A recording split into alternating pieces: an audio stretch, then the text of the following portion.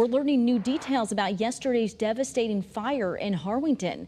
Pinpoint News Tracker takes us to that scene on Hill Road. When crews arrived on scene, they saw flames shooting out of the attic and second floor. Nobody was hurt and all the animals made it out safely. The owners of Misfit Farms expressing their gratitude on social media today, saying, quote, "Thank you to the countless people who reached out to us, to the neighbors, friends and passerby who came running to our rescue, to Harwinton firefighters, to Thomaston firefighters and to the Burlington firefighters that saved this from being a total loss. We were able to save all animal lives minus some new hatchlings that couldn't take the cold."